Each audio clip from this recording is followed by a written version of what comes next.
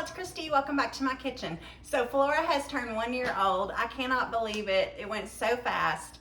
Anyway, Erin had her party last weekend, and one of the things she wanted me to make were these little mini ham sandwiches that are very similar to some that we used to have at our favorite tea place.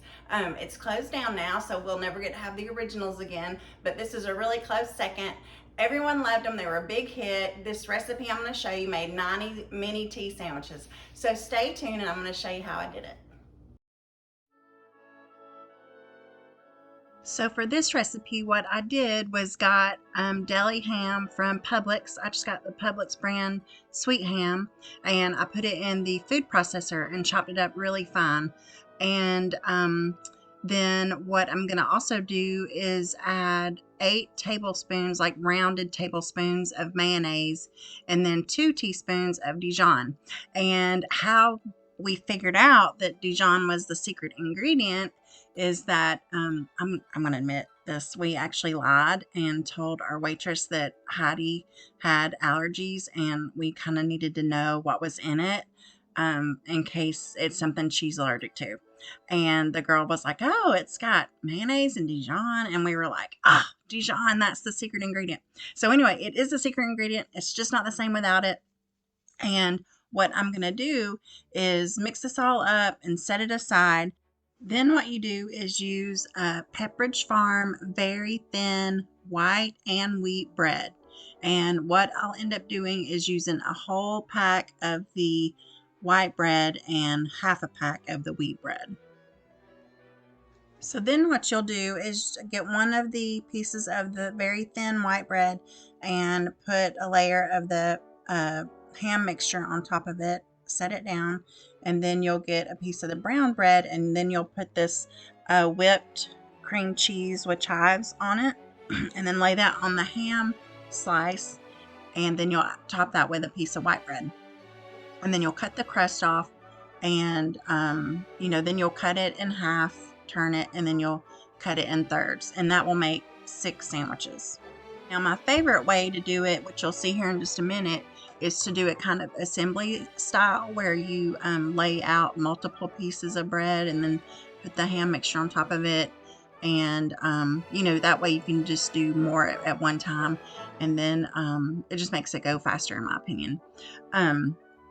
So that's what I do. It does end up making 90 little sandwiches, and they're a really big hit everywhere I go.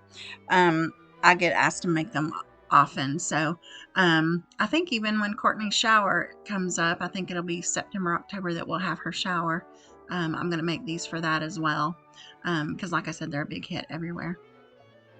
Another good thing about these is they actually, in my opinion, taste better even the next day. And I think just because it just gives it time to all, meld together, and, it just tastes really good. The bread doesn't get very soggy or anything. It does hold its texture well. If you're going to make them in advance, what I do, and my mama taught me this, is get a paper towel and wring it out really well. Wet it and then wring it out really well, and cover the sandwiches that way. And then you'll just get, plastic wrap and cover the paper towel with that, and put it in the fridge. And you can even freeze them if you put them in an airtight container, but do that again with the wet paper towel and the plastic, just to keep it from getting freezer burn or whatever. But it does freeze very well, and you can make these in advance.